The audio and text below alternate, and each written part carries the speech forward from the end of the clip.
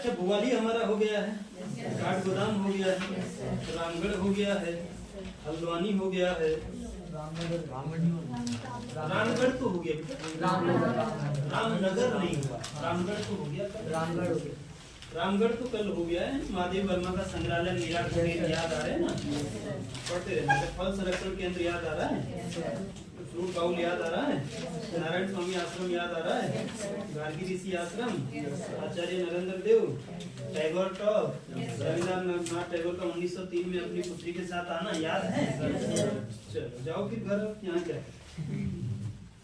आगे बढ़ते हैं बेटा, अगला शहर लिखते हैं रामनगर। ठीक है, खूब इंटरेस्ट लेते हैं पढ़ाई में। अब कोई मूवी देखते हैं, देखो कैसे याद है, धमाल के वो सीन आज भी याद है, बुलबुल बाबा है ना, कैसे हेलीकॉप्टर में असलानी और उसका बेटा बोल रहे थे, और फिर वो नीचे से अनाउंस कर रहा था, कोई दिक्कत नहीं है, सारा डब्लू किधर है याद, और बुक का एक भी अंश डब्लू याद नहीं रहता, तो इंटरेस्ट मूवी में जाते हैं, यहाँ है।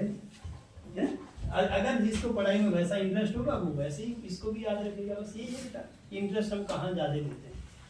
अब मैं भी आप ही की तरह था, मैं कौन सा, हम भी कहीं एसडीएम बन के बैठे होते अगर इंटरेस्ट लेते हैं ढंग से अपने टाइम में। आगे बढ़े थोड़ा सा, शहर बोलो कौन सा है, रामनगर, जरा देखना कहीं लिखा हुआ मिलेगा।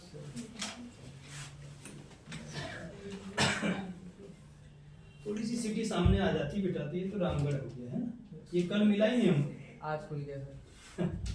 देखो जरा एक रामनगर होगा बेटा, कहीं देखो, थोड़ा सा उसका इम्पैक्ट पड़ता है दिमाग में कि हाँ इस तरह की जगह है, और कोई मतलब नहीं मेरा उससे। नैनीताल है, नौकुचिया ताल है, ये तो आप इसके बाद अभी क्या है, नीमराना नीमराना नामराना पता नहीं क्या है, ये पावलगढ़ है, नहीं आया, ये भोपाली है, ये क्या है, ये तो ताल की फोटो, 7 ताल है, पता नहीं कहाँ कहाँ भाग देते हैं, ये काठ गोदाम है, ये वहाँ की ट्रेन है, ये रामनगर। आंखें कमजोर है क्या, ठीक है, प्लस ब्लाइंड लगते हो मुझे, तुम सीपीयू में बाहर हो जाओगे ऐसा ही। दिखा थोड़ा सा कैसे लगता है रामनगर, कौन सी नदी के किनारे बोला था, ये देखो गोला, गोला को भूल जाओ बेटा, किस नदी के किनारे हैं, ओ सॉरी के बाद जवाब आया कि सर ये कोसी नदी के किनारे है ना, तो कुछ तो ऐसे ही देखने से क्लियर हो जाता है। गोला के किनारे कौन है, हल्द्वानी गोदाम, और दूसरा शहर कोई और भी था जो गोला के किनारे, तो थोड़ा सा रामनगर को शुरू करते हैं ना, छोड़ो बोलना भी रहा है, आज तो देखिए रामनगर कैसा है, यही जो तुम्हारी मार्कशीट रिलीज हुई 10वीं, बताओ देखो आगे 12वीं, आगे बढ़ते हैं ना, तो कौन से शहर की बात कर रहे हैं बेटा हम, रामनगर। एक दो शहर रह गए, आगे बढ़ते हैं, यहाँ के ताल और दर्रे वगैरह करते हैं। रामनगर को जब वो पूछेगा बेटा तो हम अभी बना लेते हैं कि कौन सी नदी के किनारे हैं, कोसी नदी, बना लीजिए बेटा, शाबाश, आपको दिख भी रहा है स्लाइड में, कोसी नदी ही है, और कोसी नदी को हमने पढ़ा था बेटा कि कैसी नदी है, लगभग बरसाती टाइप की नदी, पानी बिल्कुल खत्म हो जाता है सर्दियों में, और इसमें इसीलिए इसमें किस नदी का पानी को मर्ज किया जा रहा है, पिंडर नदी का पानी, मैंने बोला भी था, तो इसको बना कर कोसी के किनारे कौन सा शहर हो जाएगा बेटा, अच्छा रामनगर का जब भी वो प्राचीन नाम पूछेगा तो इसका प्राचीन नाम है बेटा अहिछत्र। महाभारत काल में अहिछत्र शहर का आप एक उल्लेख देखेंगे, जब भी महाभारत देखोगे तो वो अहिछत्र नाम का जो शहर था बेटा इसी का है ना। अच्छा कत्यूरी काल में जो इसका नाम रहा है वो ढिकुली रहा है, और कत्यूरियों की शीतकालीन राजधानी भी बेटा कहाँ रही थी, ढिकुली, जो कि ग्रुप सी में आता है। तो कत्यूरियों का जब समय था उत्तराखंड में इतिहास में, उस समय इसका नाम क्या है, ढिकुली रहा है, और यहीं से प्रश्न बनाता है ग्रुप सी कि जो कत्यूरी राजवंश से बेटा इसकी शीतकालीन राजधानी कहाँ रही है, तो ढिकुली में रहा है, राजवंश की शीतकालीन राजधानी।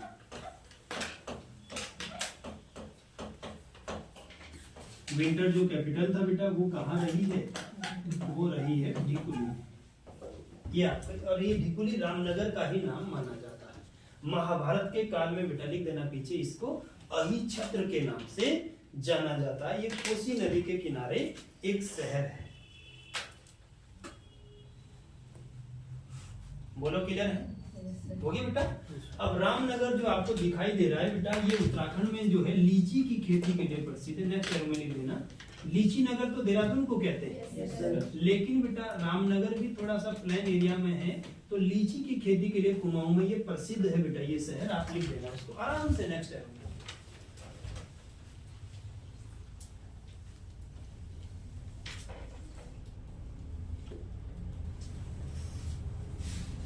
हो गया। अब हमने पढ़ा बेटा कि इस रामनगर शहर की स्थापना किसने करी थी, तो इसका जो संस्थापक था वो थे बेटा सर हेनरी रैमजे, कुमाऊं के 6वें कमिश्नर। ये कुमाऊं के 6ठे कमिश्नर रहे हैं बेटा हेनरी रैमजे, और ये कुमाऊं कमिश्नर रहे हैं 1856 से लेकर 1884 तक।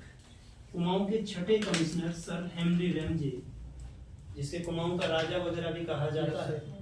अच्छा, हेनरी रैमजे के बारे में बोलते हैं कि ये कुमाऊं में इतने साल रहा कि आसानी से कुमाऊनी भाषा बोलता था। ये 40 साल रहा कुमाऊं में। कितने साल रहा? तो पूरी तरह से जैसे हम जौनसारी बातें बोलते हैं वैसे ये ढंग से कुमाऊनी बोलता था, है ना। और इसीलिए कुमाऊं की जनता इनको रामजी साहब बोला करती थी। कुमाऊं की जनता इनके लिए एक शब्द लेती है, वो क्या था? रामजी साहब। और इसी राम के नाम से, रामजी के नाम से इन्होंने 1850 में बेटा यहाँ शहर ही बसा दिया रामनगर, क्योंकि कमिश्नर तो ये 56 में बने, लेकिन उससे पहले भी बेटा ये कुमाऊं में थे। तो रामनगर शहर की स्थापना इन्होंने कब करी? 1850। वो जो रामजी नाम था उसी के नाम से रामनगर बसा, ढिकुली की जगह, जिसको महाभारत काल में क्या बोला गया? अहिछत्र बोला गया। आराम से करना है बेटा चीज, बिल्कुल आराम से। एक सूत्र याद रखिए, और वो है स्टूडेंट का पैसेंस। अभी तो आप तैयारी कर रहे हैं, जब नौकरियों पे पहुंच जाएंगे, जब ठीक तैयारी हो जाएगी, तब आप बाहर होंगे, तभी तो पैसेंस रखना है। ये एग्जाम बाहर, चलो कोई बात नहीं, एक दिन रोए, आंसू पहुंचे, अगले दिन है कि मुंह धो लिया पानी से और लग गए डबल एनर्जी के साथ। ऐसा आएगा आपके साथ। अभी तो आप अंडे के अंदर हैं, अभी नहीं आपको कुछ पता, अभी खाली पढ़ते रहो जो यूनिट है। जब नौकरियों के पास जाओगे ना, आधा नंबर से, 1 नंबर से, तो रात भर आंसू थमते नहीं। अगर अगली सुबह वो हैंकी धोना पड़ता है इज्जत से, फिर डबल एनर्जी के साथ। बोले अभी तक 2 बजे तक भरता था, अब 3 बजे सोऊंगा, है ना। वो दिन बड़े बुरे होते हैं। अभी तो ये, अभी तुम्हें कुछ आता नहीं, तो जो मैं यहाँ बोला उसी पे स्माइल ले लो, बोलो वाह वाह क्या बढ़िया। धीरे धीरे ये सब जब आपको पता हो जाएगा, तब हंसेंगे आप एक साथ, और जो वहां से आगे बढ़ गया वही सिलेक्शन लेता है। हो गया बेटा इतना।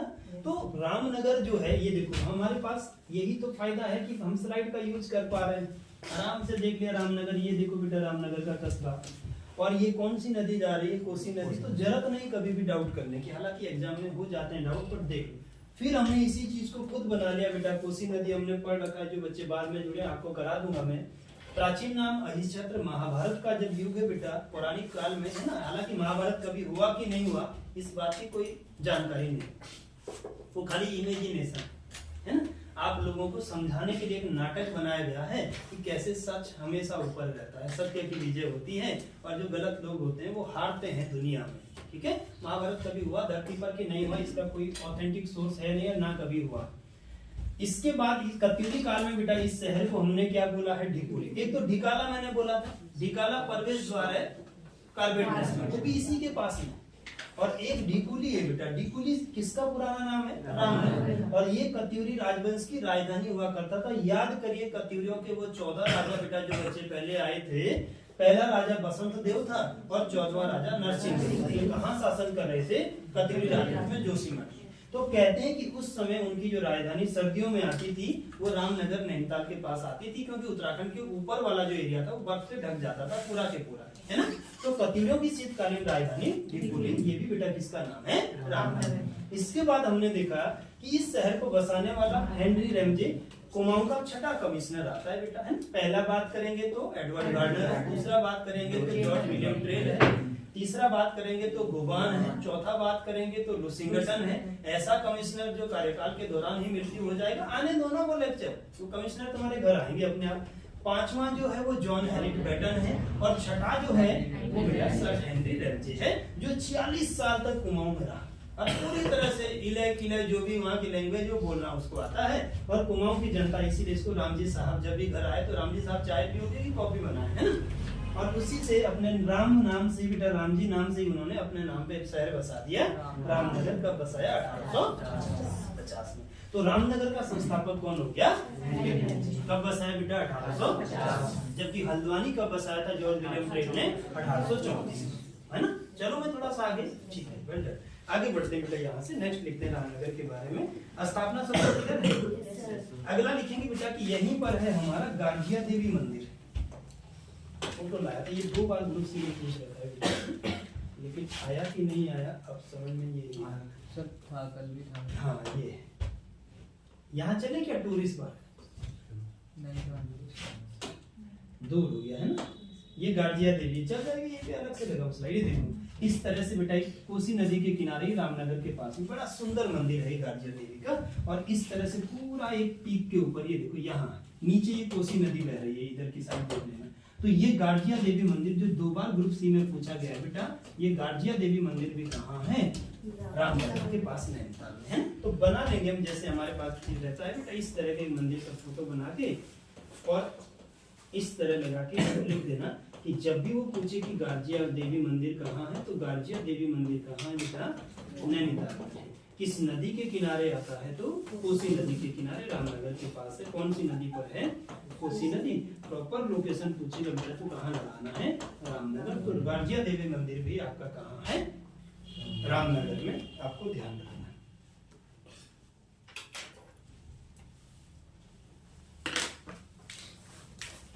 हो गया। अब रामनगर को बेटा अंग्रेजों ने रेल मार्ग से कब जुड़ा है? नेक्स्ट लिख लेना। तो 1907 ईस्वी में। वो कल जो था बेटा वो रामपुर था, है ना, आपको ध्यान रखना। ये रामनगर है, नहीं उत्तर प्रदेश का रामपुर शहर था बेटा, जहाँ लखनऊ से रामपुर आई थी ट्रेन, फिर किच्चा आई थी, फिर लालकुआं आई थी, फिर काट दिया, है ना। उसको रामनगर मत करना, ठीक है। रामपुर यूपी का एक जिला है जो उत्तराखंड को टच करता है, आप जानते हैं। तो रामनगर में जब भी बेटा पूछेगा कि यहाँ रेलगाड़ी कब आई रामनगर में पहली बार, तो 1907 में अंग्रेजों ने यहाँ पर जो है रेलवे लाइन बिछाई थी। ये लिख देना बेटा कि रामनगर को 1907 में अंग्रेजों ने रेलवे स्टेशन के रूप में विकसित किया।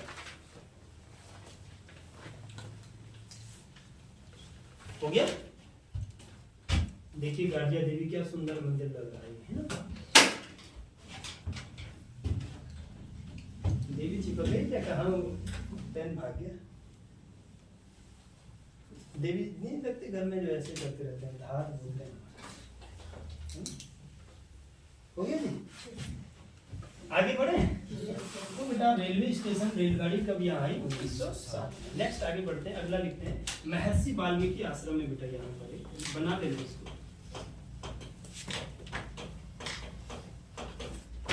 महर्षि वाल्मीकि आश्रम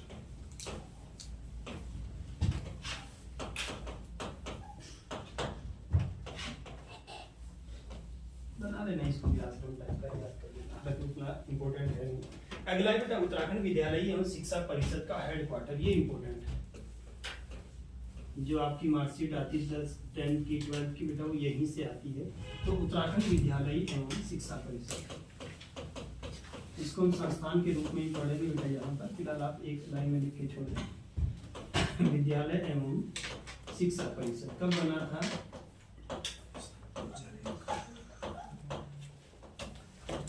21 सितंबर 2001। ये बेटा 1-2 बार इसकी डेट पूछी गई है और यहीं से आपका 10th 12th का जो मार्कशीट है वो रिलीज होता है। तो उत्तराखंड विद्यालय शिक्षा परिषद का जो हेड ऑफिस है वो भी रामनगर में ही है, आपको ध्यान रखना। 21 सितंबर 2001 या कहीं 22 सितंबर भी होगा, तो 21/22 कर दीजिए 2001 को। हालांकि इसका इतिहास काफी पहले से चलेगा, हम पढ़ेंगे इसको पूरा, यहाँ आप खाली लिख लीजिए। हो गया। अगला जो है जो जुड़वा घाटी है बेटा, जुड़वा घाटी, ये जुड़वा घाटी नामक जो पर्यटक स्थल है ये भी कहाँ है? रामनगर के पास।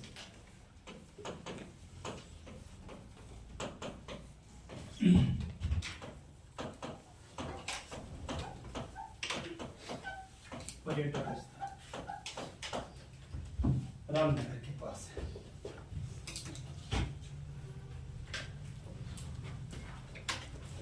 हो गया। और जो कॉर्बेट नेशनल पार्क का एंट्री गेट है बेटा ढिकाला, वो भी यहीं पर आता है ना, ये इधर की साइड से ये ढिकाला है। ढिकुली अलग है बेटा, ढिकाला अलग है, ठीक है। ढिकाला जो है ये कॉर्बेट के लिए आप जाते हैं यहाँ से, ये कॉर्बेट नेशनल पार्क है। कॉर्बेट को मैंने बहुत अच्छे से आपको समझा रखा है। और ये जो कॉर्बेट नेशनल पार्क का एरिया, यहाँ के जो प्रवेश द्वार है, ये प्रवेश द्वार या एंट्री गेट क्या हो जाएगा, ढिकाला। और ये ढिकाला भी कहाँ है, तो रामनगर के पास ही बेटा ये कॉर्बेट नेशनल पार्क का दरवाजा आपको मिलेगा, ध्यान रखना इस बात। तो ढिकाला और ढिकुली में अंतर भी कर लेना और बना भी लेना इसको कि ढिकाला एंट्री गेट। ये इतनी चीजें हैं। देखो फ्यूचर में आपका लेवल ऊपर ऊपर बढ़ता जाएगा तो कुछ और चीजें आपको मिलता है बेटा। कोई करंट की चीज होती है, आप जगह इतनी रखो कि बाद में भी रेड पेन से ऐड कर दो अपने उसमें, ठीक है। अगर आप इसके बाद कुछ पढ़ते हैं, आपको अपने से लगा कि नहीं ये सर से छूट गया है, क्योंकि परफेक्शन तो कहीं हो नहीं सकता है, कुछ ना कुछ तो आप बेटा ऐड कर सकते हो उनको, ठीक है। क्लियर है? तो ये रामनगर आपका हो गया, ठीक है। अगला जो शहर है वो रानीबाग या चित्रशिला, पढ़ा है जिया रानी के समय में। तो चलिए नेक्स्ट जो शहर है बेटा वो लिखेंगे रानीबाग। लिखो मैं नेक्स्ट अगले शहर पे चलिए, वो है नैनीताल का ही रानीबाग। और रानीबाग बताएंगे किस नदी के किनारे है।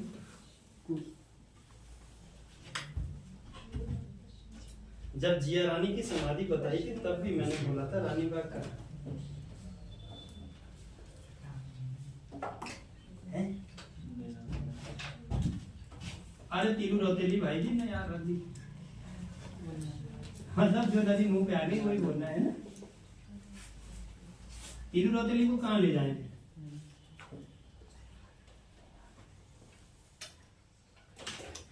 ये है, ये क्या लग रहा है?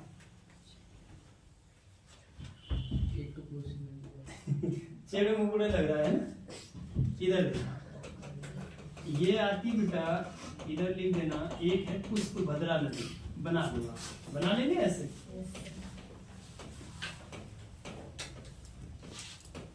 आपके घर में जो 4 साल वाली तैयारी वाला भाई जी दीदी होगी ना, उसको पूछना कि जरा बता दो रानीबाग किन नदियों के संगम पर है। गंगारामचल नदी, ये दो छोटी छोटी नदियां यहाँ आकर मिलती बेटा, बरसाती नदियां हैं एक्चुअल में दोनों, ठीक है। और नीचे आकर जो ये नदियां जाती है गोला नदी में जाती है। तो गोला नदी वाले बच्चे बिल्कुल सही थे, लेकिन वो सही वहां नहीं थे जहां उनका कॉन्फिडेंस डूब गया। अपने शब्दों से बदल के पूर्वी नयार पे चले। अरे नयार तो पौड़ी में बहती है गधो, वो कभी नैनीताल अल्मोड़ा आती नहीं है। और रानीबाग नैनीताल का शहर है, तो कनेक्शन मिलाओ, पर ऐसे मिलाओ कि कहीं कनेक्ट भी हो जाए। वो हो गया। यहाँ पर है बेटा, इस जगह पर है प्रॉपर, ये है रानीबाग। तो गोला नदी वाले बच्चे भी गलत नहीं, मैंने गोला नदी वालों को गलत नहीं बोला, बोला गलत है। और ये रानीबाग का जो दूसरा नाम है बेटा वो क्या है, चित्रशिला। और यहाँ पर जब वो मुस्लिम सेना बेटा जिया रानी को यहाँ पर चारों ओर से उन्होंने घेर लिया था, तो वो जिया रानी यहाँ पर स्टैच्यू हो गई थी। यहाँ पर पत्थर बन गई थी वो, है ना, गोला नदी के किनारे। और वो जो पत्थर के रूप में वो बनी है, वो पत्थर बेटा रंग बिरंगे कलर का है, अलग अलग कलर है उस पत्थर के। और उसी को जो है लहंगा बोला जाता है जिया रानी का आज भी उस पत्थर को। और उसी पत्थर का नाम बेटा चित्रशिला, शिला के ऊपर बनने वाले चित्र, जहां जिया रानी स्टैच्यू हो गई थी जब वो मुस्लिम सेना ने उन्हें चारों ओर से घेर लिया। इसीलिए बेटा चित्रशिला नाम है रानीबाग। और रानीबाग कहाँ का शहर है, नैनीताल का। और प्रॉपर किस नदी के किनारे, गोला नदी। संगम किन नदियों का होता है बेटा, गलत मत करना उस दिन कभी संगम में बोलो गोला नदी का। अब गोला नदी का संगम किससे, कि गोलाई नदी से है ना। तो संगम होता है यहाँ गगरांचल और पुष्पभद्रा नदी को। बना लिया ना मैं, सब कुछ बेटा ये है। नहीं तो फिर पढ़ तो सभी रहे। 3 लाख बच्चे आपके साथ अभी कोचिंगों में बैठे हैं, और 3 लाख बच्चों के लिए जब नौकरी आएगी तो 400-500 सीटें आएगी, मतलब 2,99,000 कितने 100 आ जाएंगे, वो सब बाहर हो जाएंगे, है ना। 400 सीटों के लिए 3 लाख लोग बैठे। अब 3 लाख लोगों में से अलग मेथड, अलग मेहनत, अलग तरह की स्टडी किसकी है, सबसे ज्यादा कौन पढ़ रहा है, वो 400 लोग हैं। इसको बेटा कंपटीशन बोलते हैं। अब तक तो हम अपने स्कूल में मात्र 1000, 1500, 2000 ही होंगे, 3000 ही होंगे, क्लास में तो इतने होंगे भी नहीं, क्लास में तो 300, 400 से ज्यादा नहीं। उनमें टॉपर आते थे तो कॉलर खड़े करके बोले तुझे पता नहीं मैं 11वीं का टॉपर हूँ। अब वो खत्म यहाँ सर, है ना। अब बेटा आपको मेथड के हिसाब से अलग चला, तो बोलो क्लियर है इतना, थोड़ा बहुत क्लियर हुआ।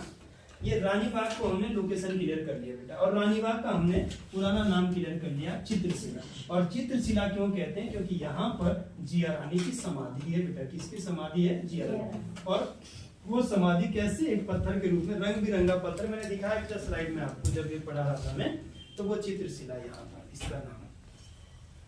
बोलो इतना क्लियर है सभी को। चलो नेक्स्ट लिखना बेटा। अब इसी क्षेत्र में कहते हैं कि जब जिया रानी शासन कर रही थी बेटा कुमाऊं में, तो उसने जो है अपने कई बगीचे यहाँ पर बनवाए थे, है ना। और इसीलिए स्थानीय लोगों के द्वारा इसको रानी बाग के नाम से भी जाना जाता है। जिया रानी ने कई बाग बगीचे, जब वो रानी थी, जिया रानी किसकी पत्नी थी, प्रीतम देव की, है ना। और प्रीतम देव की पत्नी थी बेटा। तो उस समय इसने कहते हैं कि इस क्षेत्र में बहुत सारे बाग व बगीचे तैयार करवाए थे, और इन बाग बगीचों को ही स्थानीय लोगों ने नाम दिया था बेटा कि किसके बाग बगीचे हैं, रानी बाग है, रानी के बाग है। तभी से एक नाम आ गया बेटा इसका, क्या, रानी बाग। तो अनेक बाग बगीचे बावड़ियों की रचना या निर्माण उन्होंने यहाँ करवाया था, तभी से ये शहर रानी बाग के रूप में जाना जाता है। पुष्प भद्रा और गंगरांचल पर्वत, ये नदियों के संगम पर, गोला नदी के किनारे।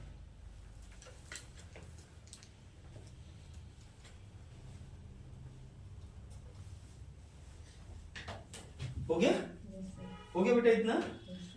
अब नेक्स्ट जिया रानी की स्मृति में ही बेटा इस क्षेत्र में एक मेला लगता है, और जिया रानी का मेला बार बार आएगा बेटा ये, ठीक है। कि प्रसिद्ध जो जिया रानी का मेला है वो कहाँ लगता है, तो रानी बाग चित्रशिला में, यहाँ पर मकर संक्रांति। मकर संक्रांति जब बोलेगा तो क्या हो जाएगा, 13 और 14 जनवरी। और इस दिन बेटा यहाँ लगता है एक फेमस जिया रानी का मेला, याद रखिएगा। तो जब भी बोलेगा जिया रानी का मेला उत्तराखंड में कहाँ लगता है, रानी बाग में लगता है। रानी बाग कहाँ है बेटे, नैनीताल में। किन नदियों के संगम पर है, गंगरांचल और पुष्पभद्रा, दोनों किसकी सहायक नदियां हैं, गोला नदी की। समाधि कहाँ है, चित्रशिला। किस नदी के किनारे है, गोला नदी के किनारे। किसकी समाधि बेटा, जिया रानी, जो किसकी पत्नी थी, कद्दूरी राजा, मैंने वहाँ करा रखा बेटा, है ना। और जब रोहिलों के यहाँ हमले हुए, या मुस्लिमों के जब हमले हुए, तो उन रोहिलों या मुस्लिमों ने, कहते हैं बेटा कि ये इतनी सुंदर थी कि जब ये स्नान कर रही थी तो इसके बाल जो नदी में 1-1.5 किलोमीटर दूर तक जो है फैल रहे थे, और वो बाल इस रोहिले के पैर के नीचे आ गया। और उसने जब वो बाल उठाया तो कहते हैं, वो बोल रहा है कि जब बाल इतने सुंदर होंगे तो स्त्री खुद कितनी सुंदर होगी वो। और उसको ढूंढते ढूंढते वो इस क्षेत्र तक आ गया, और जिया रानी को बेटा चारों ओर से उन्होंने घेर लिया, है ना। और जिया रानी भी अपने सतीत्व की रक्षा करते करते यहाँ स्टैचू हो गई बेटा, और एक शिला के रूप में वो जो है यहीं पर स्थापित हो गई। ये कहानी रहती है, और वहीं से हमें ध्यान रखना है कि ये जो जिया रानी थी वो चित्रशिला थी। शिला मतलब पत्थर, चित्र अलग रंग बिरंगा, नीला, पीला, बैंगनी, अलग कलर है बेटा इस पत्थर के, जब आप देखेंगे। और इसको जिया रानी का प्रतीक माना जाता है। बोलते हैं कि इस पत्थर में स्टैचू हो गई, वो पत्थर बन गई यहाँ पर इन लोगों की, जब ये यहाँ उसको जो है इसके पास यहाँ आए थे। ये ध्यान रखना है ना। तो उसी दिन बेटा, उसी के उपलक्ष्य में यहाँ जिया रानी की समाधि है। और मकर संक्रांति को कौन सा मेला लगता है, जिया रानी का मेला। तो यहाँ तक का डन कर लिया, लिख लेना बेटा इसको। मेला जब लिखते हो तो उसमें 4-6 आदमी बना के फिर लिखो जिया रानी का मेला। वो सब चीजें आपको आगे ले जाएगी एक दिन, ठीक है। फैक्चुअल में तो मेरे को भी लिखवाना आता है कि एक तरफ से टका है ना, लिखवाते थे, वो नहीं करना। अगला बेटा यहाँ पर HMT का मुख्यालय, हिंदुस्तान मशीन टूल्स। रानी बाग में ही एक कंपनी आई थी जिसको हम बोलते थे HMT। और जब हम छोटे होते थे तो हमारे पिताश्री, मतलब वैसे तो बहुत ज्यादा मैंने पापा को देखा नहीं है, पर जितना हम रहे 5वीं 6वीं तक, जब तक पापा रहे, तो हमने देखा था कि उनके हाथ में एक घड़ी होती थी बढ़िया सी, और ये घड़ी पे जो है एक चाबी यहाँ पर बनी होती थी। और इस चाबी को खूब मरोड़ना पड़ता था 5 मिनट तक, फिर वो छोड़ देते, फिर वो 12 घंटे तक चलती थी घड़ी, फिर दोबारा चाबी देनी थी, उसमें सेल सूल नहीं लगते थे, चार्जिंग नहीं होती थी, है ना। तो ये जो कंपनी थी ये थी हिंदुस्तान मशीन टूल्स। और जो उस समय, आज तो राडो रोडो है ना, पांड्या पे रोलेक्स है, 18 करोड़ की घड़ी है ना। तो तब नहीं था, तब ये जिसके हाथ में ये थी ना, उससे जो है कन्या सीधे विवाह कर लेती थी। हिंदुस्तान मशीन टूल्स HMT की जो घड़ियां लगा था, बीच में टाइटन भी चला था बेटा, भाई टाइटन की घड़ी, उसके बाद अब तो राडो, अब तो एक से एक है ना, अब तो ठिकाना नहीं है। तब ये बड़ा था, तो बेटा HMT का यहाँ पर जो है, जो हिंदुस्तान मशीन टूल्स की घड़ियां बनती थी, यहाँ बनती थी। और ये 1982 में बेटा इसका ऑफिस यहाँ पर खुला था, ये कंपनी खुली थी, आराम से कर दी, अब बंद हो गई। अब मत जाना कभी, जाले रानी बाबू बोले HMT की घड़ी है ना, अब बंद हो गया बेटा। ये एक टाइम था जब ये चलती थी। तो 1982 में बेटा यहाँ पर HMT का मुख्यालय बना था। इंदिरा गांधी तब हमारी प्रधानमंत्री थी, दीदी इंदिरा, जिसको 1984 में सिखों ने ऊपर पहुंचा दिया भगवान के पास, बोले बहुत हो गया तेरा, है ना। तो इंदिरा गांधी ने इसकी स्थापना करी थी, इनॉग्रेशन में आई थी। बोलो क्लियर हुआ? अब ओपन कर लिया, तो इसके बाद आगे चलते हैं 2016 में। अच्छा, ये बनाई इंदिरा गांधी ने थी। इंदिरा गांधी जब मरी तो 1986 को इसका जो उद्घाटन, नींव रखी थी इंदिरा गांधी ने, और उद्घाटन करने आए उनके बेटे राजीव गांधी। राजीव गांधी भारत के सबसे युवा प्रधानमंत्री, 40 साल में प्रधानमंत्री बन गए, है ना। मेरी उम्र के आसपास भारत का प्रधानमंत्री, कितना युवा दिखता होगा वो आदमी, है ना।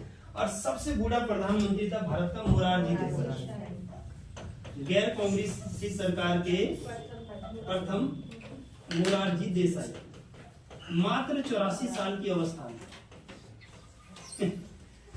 मतलब संसद भवन में हाथ पकड़ रखे दो लोगों ने, बोले इधर को रास्ता है कि ऐसे ही लेके जा रहे हैं, हमें भी हुई। तो 84 साल में सबसे बुजुर्ग प्रधानमंत्री आपको मिले थे मोरारजी देसाई। पहले गैर कांग्रेसी भी थे बेटा, ये जनता पार्टी सरकार के थे, है ना। और अपनी इच्छा से त्याग पत्र देने वाले भी पहले प्रधानमंत्री थे। अपने विवेक से पद छोड़ दिया 2 साल के बाद, बोले मैं नहीं कर रहा, है ना। तो ये भी यही था। पॉलिटिकल साइंस के क्वेश्चन है, जब पॉलिटी इस बार मैं खुद पढ़ाऊंगा तो फिर वहां करेंगे उसको, ठीक है।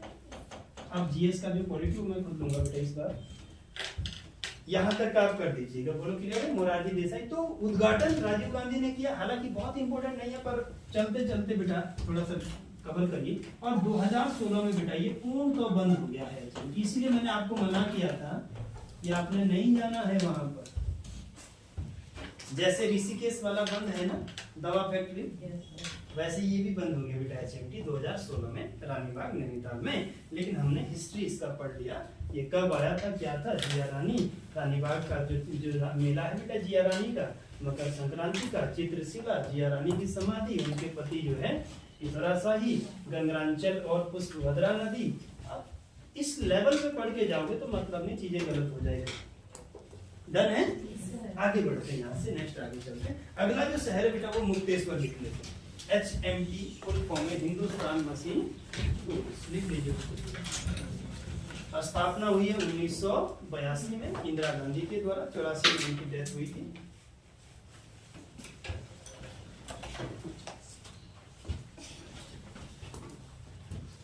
हो गया, लिख लो बेटा पूरा इस चीज को। रानी जिया रानी ने अनेक बाग बगीचों का यहाँ निर्माण करवाया था, इसीलिए इसको रानी बाग के नाम से स्थानीय लोग बोलते हैं। चित्रशिला बोलने के पीछे लॉजिक ये है कि जिया रानी की जो स्टैचू है बेटा, जो शिला है पत्थर, वो लगभग 10-12 कलर का पत्थर है, एक बड़ा सा ऐसा बड़ा पत्थर है, और उसी को उसकी समाधि मानी जाती है। जब रोहिलाओं के अटैक से बेटा वो स्टैचू हो गई थी, तो इसी शिला के रूप में ये जिया रानी है। आप बुलाओगे तो आवाज देगी वो आपको। क्यों जोशी जी इतने सीरियस काहे को बोले? आगे बढ़े, बढ़ जाए। बहुत छोटे लगते हो यार तुम्हारे जितना तो मेरा भतीजा भी मुझे लगता है, वो अभी 7th स्टैंडर्ड में। सही में बता रहा हूँ, इतना ही हो, तेरे से भी थोड़ा हैवी होगा वो। चले आगे थोड़ा, मुक्तेश्वर लिखो, 7वां की छठा? मुक्तेश्वर के बारे में क्या जानते हो? बोले नथिंग। नए बच्चे तो नथिंग सुना है, नाम सुना मुक्तेश्वर? नहीं सुना? विचार सुन लो, लिख लो। सबसे ठंडा स्थान है उत्तराखंड राज्य का, -3 डिग्री टेम्परेचर इसका जनवरी के महीने में रहता है ना।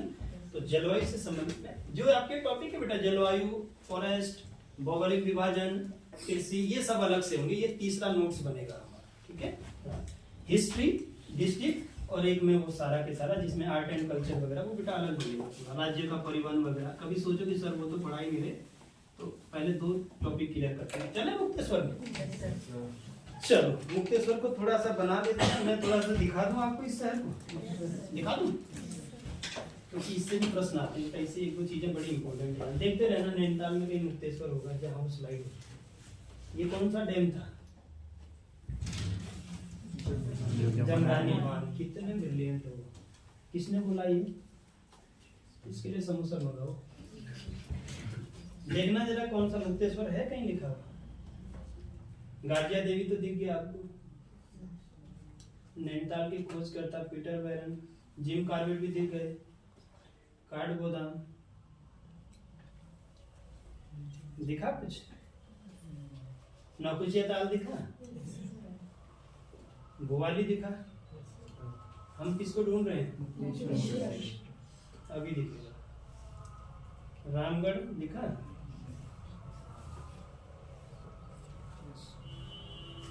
नहीं लाया तो था।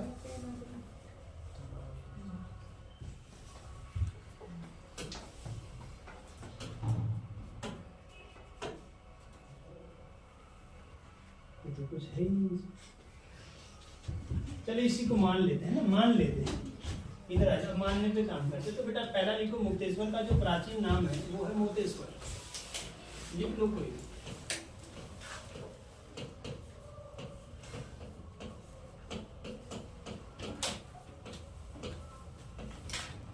प्राचीन नाम लिखना बेटा इस शहर का, नैनीताल का ही शहर है मोतेश्वर।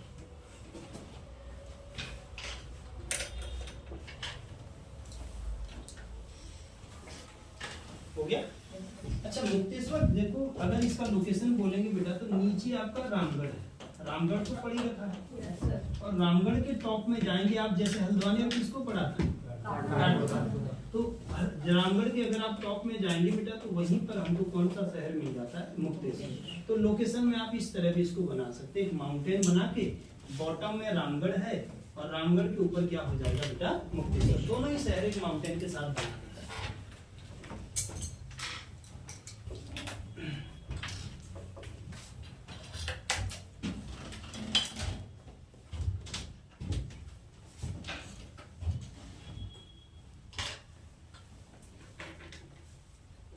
हो गया? अब जैसे ही बनाएंगे बेटा तो समुद्र तल से लगभग 2286 मीटर की ऊंचाई पर है।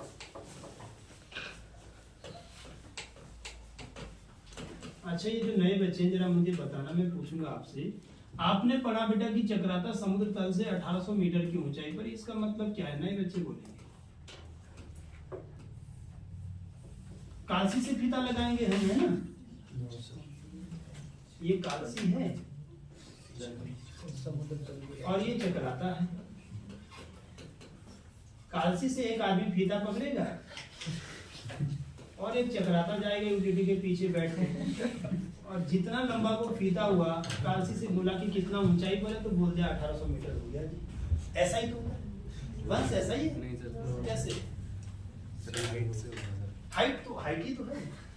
चक्राता नदी के किनारे, सॉरी कालसी नदी के किनारे, चक्राता ऊंचा है। अब मसूरी की हाइट नापोगे तो जिलाटो पुल से ऊपर को फीता पकड़ेंगे। मैं सही बता रहा हूँ, ऐसा ही तो है। कैसा है बस बताएंगे आपको। क्या थोड़ा सा हो जाए जरा लॉजिकली, कुछ तो दिमाग चलाओ। सर जो समुद्र तल होगा उससे हाइट जितना ऊपर, हाँ समुद्र तल तो बहुत 70% पे समुद्र तल है। आप कहाँ से समुद्र तल मानेंगे? क्या है कोस्टल लेवल? कुछ तो आपके अंदर भी होने चाहिए ना क्वेश्चन, कि मरे हुए आदमी, मैं बोल रहा हूँ मेरा बच्चा पत्थर लेके आ जाता है, कभी कुछ मेरा खोपड़ा खाता है आजकल, मैं परेशान हूँ। उल्टे सीधे सवाल, क्रिएटिविटी होनी चाहिए। मैं बोल रहा हूँ कैसे हमने काउंट किया कि मुक्तेश्वर 2286 मीटर की ऊंचाई पर है समुद्र तल से। इसका मीनिंग क्या है? रखते नहीं कभी जीवन में। मैं आपको सुनाने की बात नहीं कर रहा, मैं तो चाह रहा हूँ कि मेरा बच्चा जहाँ खड़ा रहे वहाँ कोई दूसरा दिखे ही ना, इतना उसके पास टैलेंट हो। और ऐसा है विकास नगर में तो जीएस में या किसी भी चीज में देख लेना, है ना। वो अलग बात है कि कुछ बच्चे गॉड गिफ्टेड ही अच्छे तैयारी में, तो वो तो घर में ही से ही नौकरी निकाल देते हैं। आप क्या समझते हैं इससे, प्रियांशु बताएंगे। सर इसे मतलब चेन्नई से सर भूमध्य रेखा, चेन्नई से या भूमध्य रेखा से, हम बोलो बोलो बोलो, आप कुछ बोलना चाह रहे हो पूरा बोलिए। जीरो दिल में जो भी आपके हलचलें हो रही वो सामने उद्गार कर दो उनका पूरा, क्या बोलना चाह रहे हैं। कोई भी स्थान बेटा, जैसे मसूरी को हम बोलते हैं कि मसूरी समुद्र तल से 2100 मीटर की ऊंचाई पर, बोलते कि नहीं बोलते। और मसूरी जाके हम हीरो बने रहते हैं, काले सुगले चश्मे पता नहीं कैसे कैसे हैं। तो वो जो आपने बोला कि इतने हाइट पर है, वो कहां से कंपेयर किया आपने, देहरादून से? बोले मैं कल गया था देहरादून से फीता पकड़ा मैंने, मसूरी तक पूरा जो है 2100 मीटर था ऊंचा। मैं इसकी बात कह रहा हूँ ना, कहां से लेते हैं समुद्र की ऊंचाई। हमारा चक्राता 1800-1900 मीटर है, जौनसार भी लगभग 1500 से 1200 से ऊपर है, तो क्यों, कहां से लिया आपने ये हाइट?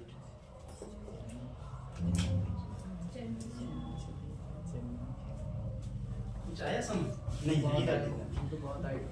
इधर देख लेना, देखो जो भी हम ये लिखते हैं थोड़ा सुन लो, फिर मैं आगे लिखवाता हूँ। मुक्तेश्वर निपटा के हम बेटा आज तालों पे चले जाएंगे, आज मेरी क्लास है, आप आराम से बैठो। इधर देख लेना, ये हमारे पास गुजरात है, 2 सिंह गुजरात के और 2 ही सिंह है गुजरात के अभी भारत के लिए भी, मोदी और अमित शाह, है ना। अब यहाँ पर एक शहर है बेटा चेन्नई, जिसको पहले बोलते थे मद्रास, है ना, जहाँ पहली बार फ्रांसीसी पहुंचे थे बेटा, पांडिचेरी इसी के बगल में। चेन्नई जो है वो इंडिया का ऐसा प्लेस है जो जीरो हम जिसको मानते हैं, अर्थात इसका कहने का मतलब ये है कि ऐसे स्थान जो भारत के अधीन आते हैं, जो चेन्नई से नीचे, वो सारे पानी में डूबे हुए हैं। तो चेन्नई को हम समुद्र तल से किस लेवल पर मानते हैं? 0 मीटर मानते हैं। और यहीं से चाहे चक्राता की ऊंचाई, अगर चक्राता आपने 1900 मीटर बोला बेटा, तो कालसी से नहीं बोला, बल्कि कहां से कंपेयर होता है कि अगर हम चेन्नई को 0 माने तो उसकी अपेक्षा चक्राता 1900 मीटर पे है। आप समझे मेरी बात को? अगर हमने मसूरी को बोला कि सर मसूरी 2103 मीटर 2100 मीटर है, तो वो हमने कहां से कंपेयर कर रखा? चेन्नई, क्योंकि चेन्नई से नीचे जो प्लेस है बेटा वो सारे पानी में डूबे हैं, चाहे अरब सागर में हो, चाहे बंगाल की खाड़ी में हो, चाहे इंडियन ओशियन में हो, हिंद महासागर में। और चेन्नई को हम इसीलिए बेटा इसको किस पे मान लेते हैं कि यहाँ से समुद्र का लेवल भी शुरू होता है और इससे ऊपर जो है लैंड एरिया शुरू होते हैं भारत के, वो चाहे 1 मीटर हो, चाहे 500 फिर 5000 मीटर, है ना। तो जब हम भारत में बेटा नंदा देवी चोटी की ऊंचाई बता रहे हैं उत्तराखंड में कि सर ये 8817 मीटर है, तो बेटा ये कहां से है? चेन्नई से। जब आप माउंट एवरेस्ट की भी ऊंचाई फिलहाल काउंट करें तो वो भी बेटा लगभग इसी लेवल से लिया जाता है, जबकि वो नेपाल में, ठीक है। तो जो भी स्थान बोला जाए वो सब चेन्नई से कंपेयर होता है कि चेन्नई के नीचे सारा क्षेत्र भारत का पानी में है, और इससे ऊपर बेटा 1 metre 10 metre 15 metre 100 metre 5000 metre सब यहाँ से काउंट किया जाता है। ऐसा नहीं कि चक्राता गए और कालसी पकड़ा रखा, एक को फीता बोले जियोग्राफर तो मैं हूँ असली, तो पकड़ जरा कितने मीटर, समझ लो मेरी बात। तो वो यहाँ से लिया जाता है, और ये समझने वाली बात है। हम जगह जगह लिखते हैं कि इतने मीटर की ऊंचाई पर है, लेकिन हम कभी सोचते भी यार ये कैसे बोलते हैं इसने कितने मीटर की ऊंचाई है। तो ये ध्यान रखें हमेशा, इंडिया का जो सी लेवल है ये जीएस में आता भी है, कहां से लिया जाता है? चेन्नई से। ध्यान रखना है। तो इसी की अपेक्षा हमने बोला कि जो मुक्तेश्वर है बेटा वो चेन्नई की अपेक्षा कितने मीटर की ऊंचाई पर है? 2286 मीटर ऊंचाई पर। और मुक्तेश्वर कहाँ का शहर है? नैनीताल का, जो कि रामगढ़ वाली पहाड़ी पर ही बेटा नीचे रामगढ़ है और ऊपर इस जगह पर मुक्तेश्वर है। समझ जाओगे इस बात को, इसीलिए मैंने वो माउंटेन वहां बना रखा है। इसको बेटा अच्छे से तैयार करते हैं चीजों को, ठीक है। अब हम आगे बढ़ते हैं मुक्तेश्वर के बारे में। तो उपनाम इसका क्या है? मोतेश्वर है। समुद्र तल से ऊंचाई क्या लिखी बेटा आपने? 2286। नेक्स्ट अगर बात करेंगे तो यहीं पर बेटा आपका क्या है? नेक्स्ट बात करेंगे मुक्तेश्वर जो है उत्तराखंड राज्य का सबसे ठंडा स्थल है। ध्यान रखना इस बात, ये प्रश्न बहुत बार आपको यह हो, उत्तराखंड राज्य का सबसे ठंडा स्थल, ये स्टैटिक वाले प्रश्न बेटा। और सबसे ठंडा स्थल बोलेंगे तो उत्तराखंड के 2 माह बेटा, जो सबसे ठंडा महीना होता है उत्तराखंड में वो कब होता है? जनवरी। और जो सबसे गर्म महीना वो कौन सा है? जून, है ना। अब जनवरी में इसमें हम चलेंगे तो मुक्तेश्वर का जो टेम्परेचर हो जाता है वो -3 डिग्री सेल्सियस हो जाता है, -3 डिग्री सेल्सियस। और इसीलिए उत्तराखंड का सबसे ठंडा जो प्लेस है बेटा वो किसको माना गया है? मुक्तेश्वर। सबसे राज्य का सबसे ठंडा महीना कौन सा है वो भी लिख लेना साथ में, जनवरी। और स्थान कौन सा है? मुक्तेश्वर। और सबसे गर्म महीना कौन सा है? जून। और सबसे गर्म स्थान कौन सा है? पंतनगर। पंतनगर बेटा उधम सिंह नगर, जहाँ कृषि विश्वविद्यालय भी है। और इसका जो टेम्परेचर एवरेज था उस समय वो 48 डिग्री सेल्सियस था। ठीक है, तो मुक्तेश्वर को एक तो हम उत्तराखंड का सबसे ठंडा जो स्थल है बेटा उसके लिए जानते हैं, है ना। बाकी हम जलवायु में मैं करा दूंगा, कुछ है नहीं इसमें, कहाँ रेनफॉल क्या कैसा है, हो गया। सेकंड बेटा ये भी रामगढ़ की तरह जो है रसीले फलों के लिए महत्वपूर्ण स्थल है।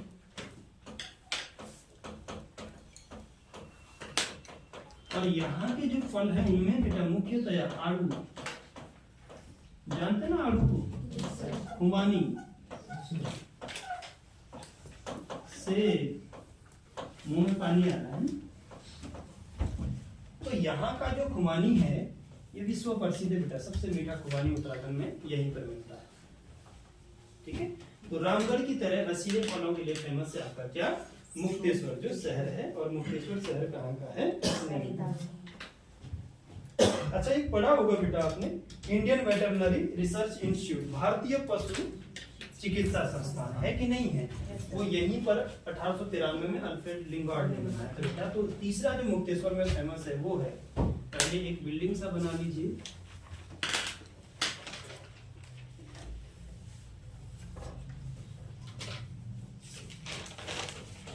इसको इंपोर्टेंट कर लेना थोड़ा सा। तो नेक्स्ट जो यहाँ संस्थान है वो है इंपीरियल वेटरनरी रिसर्च इंस्टीट्यूट।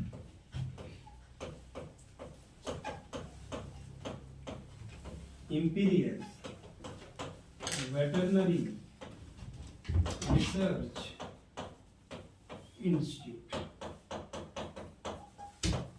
है ना, या क्या बोलेंगे, भारतीय पशु चिकित्सा संस्थान है बेटा कि नहीं? अच्छा, ये यहाँ सर कब बनाया गया था? तो ये बनाया गया था 1893 में। और किसके द्वारा बनाया गया था बेटा? तो एक ब्रिटिशर्स थे, ये थे अल्फ्रेड लिंगार्ड।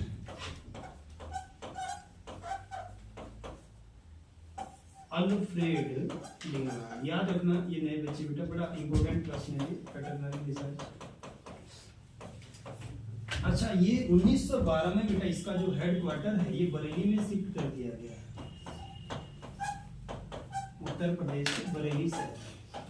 और बरेली जो है उत्तर प्रदेश का बेटा, ये आप जानते हैं, पश्चिमी रामगंगा नदी के किनारे, उत्तराखंड से जो आगे बढ़ती है वही पश्चिमी रामगंगा जब उत्तर प्रदेश में जाती है तो उसी पश्चिमी रामगंगा के किनारे यहाँ का बरेली शहर है, जहाँ से हर्षदेव जोशी ने गोरखाओं को बोला था कि आ जाओ भाई, है ना, याद है? वही बरेली शहर, वो जिला जो उत्तराखंड से बाउंड्री बनाता है। ठीक, तो यहीं पर आपका भारतीय पशु चिकित्सा एवं शोध संस्थान आपको मिलेगा बेटा, ध्यान रखना उसको। ठीक है,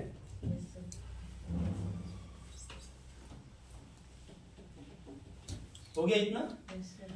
तीसरा, जब भी रामगढ़ को पूछे, इसको पूछेगा बेटा मुक्तेश्वर को, तो ये जो है रॉक क्लाइंबिंग के लिए फेमस है उत्तराखंड में। पहाड़ों पे, चट्टानों पे जो चढ़ते हैं आप, तो रॉक क्लाइंबिंग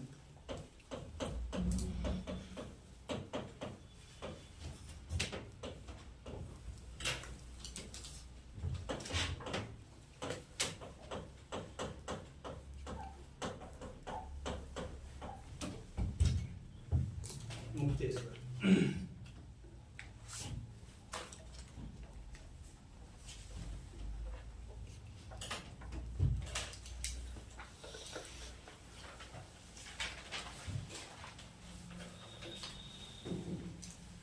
हो गया जी इतना? चलिए, तो ये कुछ जो खास शहर मुझे लगे बेटा मैंने करा दिए। अगला हेडिंग डालेंगे, नैनीताल जनपद में स्थित प्रमुख ताल झीलें, यहाँ तक का लिख लो। पर्यटक स्थल हमारे हो गए हैं और ठीक ठाक हो रहे, जितनी चीजें इम्पोर्टेंट है। कुछ और आपको मिलता है बेटा पढ़ते हुए मुक्तेश्वर में भी, तो आप खुद से ऐड ऑन कीजिए कभी।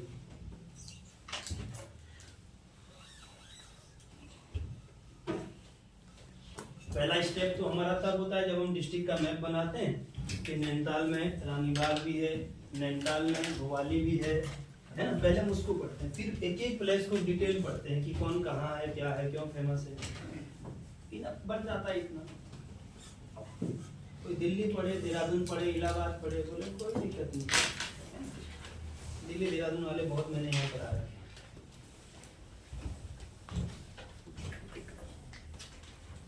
इतना आपकी पर्यटक स्थल कंप्लीट है ना। अब हम हेडिंग डालेंगे बेटा, नैनीताल जनपद के प्रमुख ताल या झीलें या लेक जो भी आपको लिखना है। तो नेक्स्ट जो यूनिट है हमारा, वो अगला हेडिंग लिखेंगे नैनीताल जनपद के, नैनीताल जनपद में स्थित प्रमुख ताल।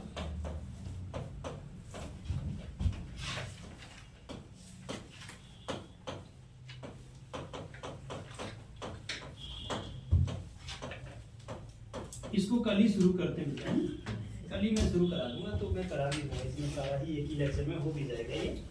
और कौन सा लेक क्यों फेमस है, चकाता परगना क्यों कहते हैं, स्टैटिक की भी कुछ बातें करेंगे, ठीक है। और इसके बाद जैसे ये हो जाएगा तो नैनीताल के प्रमुख संस्थान रह गए और 2-3 व्यक्तित्व यहाँ के, बस हो गया नैनीताल। नैनीताल में ज्यादा कुछ है नहीं है ना। इसके बाद हम पिथौरागढ़ चलेंगे सीधा, ठीक है। अल्मोड़ा थोड़ा सा बड़ा डिस्ट्रिक्ट है, तब तो टाइम लगा उसमें। चलो पानी पी लो, घूम फिर के आ जाओ। कॉफी पीनी है तो मैं मंगा देता हूँ।